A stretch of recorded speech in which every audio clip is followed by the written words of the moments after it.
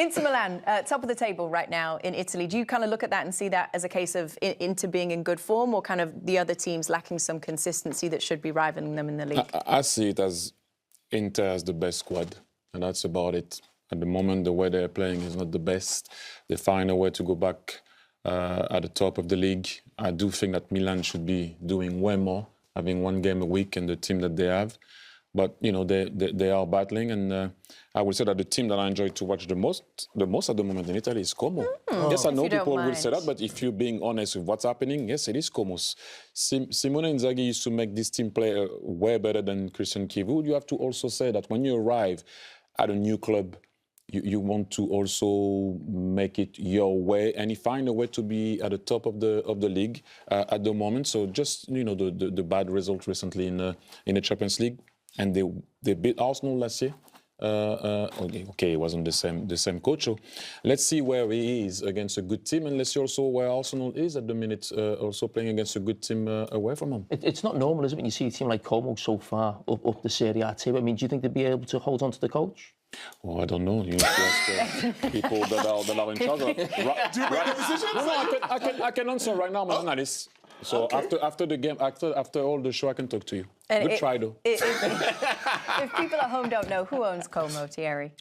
Not me. Well, partially. Let's move on. What do you think of the game tonight? I think Inter Milan will beat Arsenal. Oh, okay. Yeah, I'm looking at the teams. Looking at the lineup? Even though Arsenal beat Bayern? I just look at the lineups. Listen, it's certainly not Arsenal's strongest team, and the top of this table now. They've got a big game at the weekend, as you just mentioned, against Manchester United. But when I look at the team of Inter Milan, I think Arsenal do well to get a result here tonight. Wow. No, I think Arsenal do it. Based on?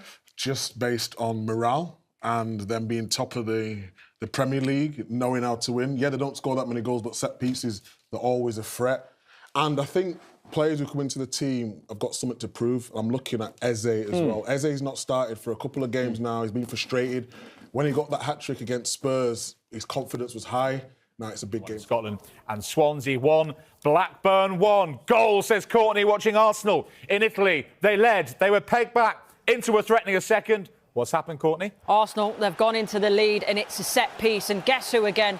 Gabriel Jesus. What a return for him. And as we normally see with Arsenal, it starts from the right-hand side, in swinging with Saka. And what they do is they've posted 5 players in between the 6-yard box and the edge of the 18-yard box.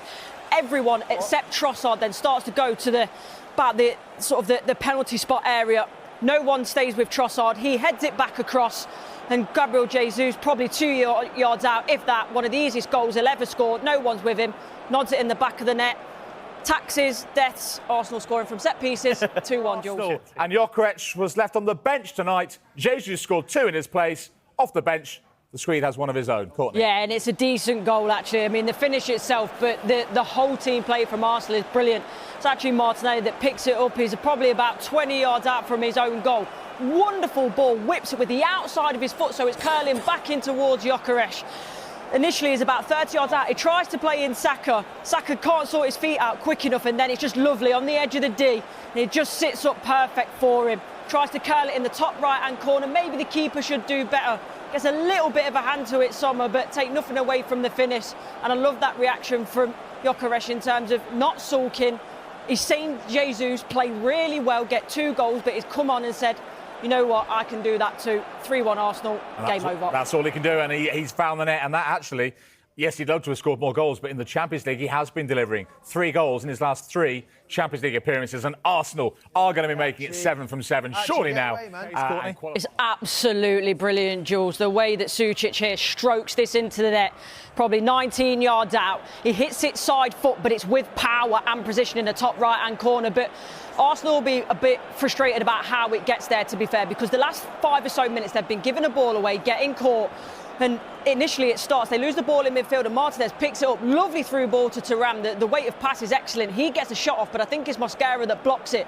But as the block comes out, falls lovely to Sučić, and then you're thinking, just compose yourself. There's so many Arsenal defenders on rushing him, but he keeps his composure, as I say, side foots it, power and precision into right back. In it 1-1, Jules. Flip, doesn't it? Would your 08 team compete? Well, you would compete against this team, but how does it compare to your 2018, which was probably the best team that I've ever played against?